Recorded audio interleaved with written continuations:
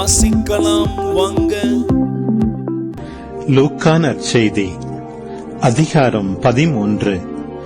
அவ்வேளையில் சிலர் இயேசுவிடம் வந்து, பலி செலுத்திக் கொண்டிருந்த கலிலேயரை பிலாத்து கொன்றான் என்ற செய்தியை அறிவித்தனர். அவர் அவர்களிடம் மறுமொழியாக, இக்கலிலேயருக்கு இவ்வாறு நிகழ்ந்ததால் இவர்கள் மற்றெல்லா கலிலேயரையும் விட பாவிகள் என நினைக்கிறீர்களா? அப்படியல்ல என உங்களுக்கு சொல்கிறேன். மனம் மாறாவிட்டால் நீங்கள் அனைவரும் அவ்வாறே அழிவீர்கள். சிலோவாமிலே கோபுரம் விழுந்து 18 பேரை கொன்றதே, அவர்கள் எருசலேமில் குடியிருந்த மற்ற எல்லாரையும் விட குற்றவாளிகள் என நினைக்கிறீர்களா? அப்படியல்ல என உங்களுக்கு சொல்லுகிறேன். மனம் மாறாவிட்டால் நீங்கள் அனைவரும் அப்படியே அழிவீர்கள் என்றார். மேலும் இயேசு இந்த உவமையை கூறினார்.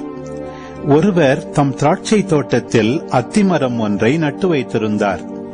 அவர் வந்து அதில் கனியை தேடிய போது எதையும் காணவில்லை. எனவே அவர் தோட்ட தொழிலாளரிடம், பாரும், 3 ஆண்டுகளாக இந்த அத்திமரத்தில் கனியை தேடி வருகிறேன், எதையும் காணவில்லை. ஆகவே இதை வெட்டிவிடும், இடத்தை ஏன் அடைத்துக் கொண்டிருக்க வேண்டும் என்றார்.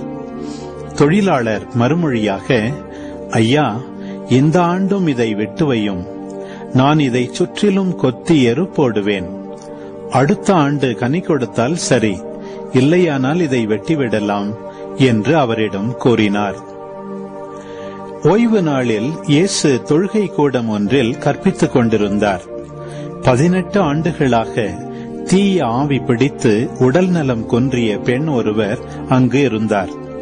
அவர் சிறிதும் நிமிர முடியாதவாறு கூன் விழுந்த நிலையில் இருந்தார்.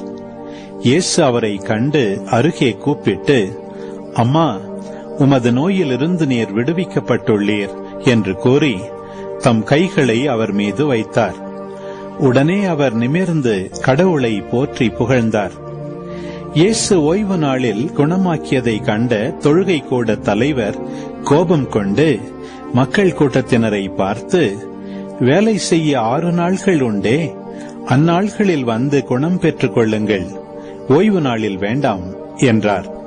ஆண்டவரோ அவரை பார்த்து, வெளிவேடக்காரரே, நீங்கள் ஒவ்வொருவரும் ஓய்வு நாளில் தம் மாட்டையோ கழுதையையோ தொழுவத்திலிருந்து அவிழ்த்துக் கொண்டு போய் தண்ணீர் காட்டுவதில்லையோ? பாருங்கள், ஆபிரகாமின் மகளாகிய இவரை 18 ஆண்டுகளாக சாத்தான் கட்டி வைத்திருந்தான். இந்த கட்டிலிருந்து இவரை ஓய்வு நாளில் விடுவிப்பது முறையில்லையா என்று கேட்டார். அவர் இவற்றை சொன்னபோது அவரை எதிர்த்த அனைவரும் வெட்கப்பட்டனர். திரண்டிருந்த மக்கள் எல்லாரும் அவர் செய்த மாட்சிக்குரிய செயல்கள் அனைத்தையும் குறித்து மகிழ்ச்சி அடைந்தனர். பின்பு இயேசு, இறையாட்சி எதற்கு ஒப்பாயிருக்கிறது? அதை நான் எதற்கு ஒப்பிடுவேன்? அது ஒரு கடுகு விதைக்கு ஒப்பாகும். ஒருவர் அதை எடுத்து தம் தோட்டத்தில் இட்டார். அது வளர்ந்து மரமாயிற்று. வானத்து பறவைகள் அதன் கிளைகளில் தங்கின என்று கூறினார். மீண்டும் அவர், இறையாட்சியை எதற்கு ஒப்பிடுவேன்? அது புளிப்பு மாவுக்கு ஒப்பாகும். பெண் ஒருவர் அதை எடுத்து 3 மரக்கால் மாவில் பிசைந்து வைத்தார். மாவு முழுவதும் புளிப்பேறியது என்றார். இயேசு நகர்கள் ஊர்கள் தோறும் கற்பித்துக் கொண்டே எருசலேம் நோக்கி பயணம் செய்தார். அப்பொழுது ஒருவர் அவரிடம், ஆண்டவரே, மீட்பு பெறுவோர் சிலர் மட்டும்தானா என்று கேட்டார்.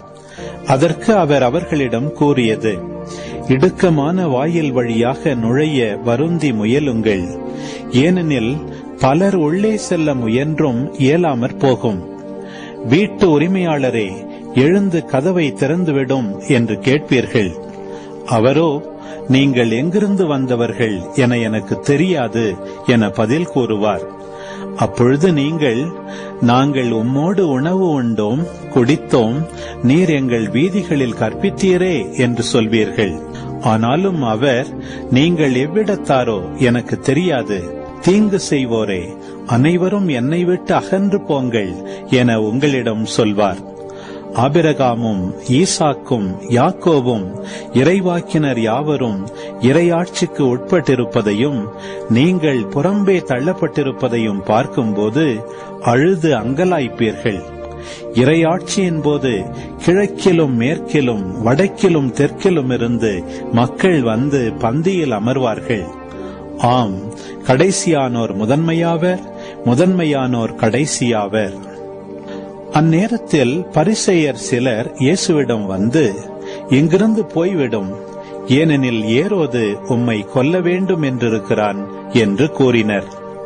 அதற்கு அவர் கூறியது, இன்றும் நாளையும் பேய்களை ஓட்டுவேன், பிணிகளை போக்குவேன், 3ஆம் நாளில் என் பணி நிறைவு பெறும் என நீங்கள் போய் அந்த நரியிடம் கூறுங்கள்.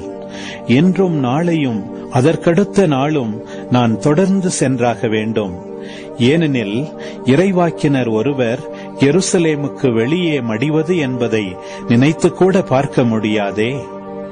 எருசலேமே, எருசலேமே, இறைவாக்கினரை கொல்லும் நகரே, உன்னிடம் அனுப்பப்பட்டோரை கல்லால் எறிகிறாயே.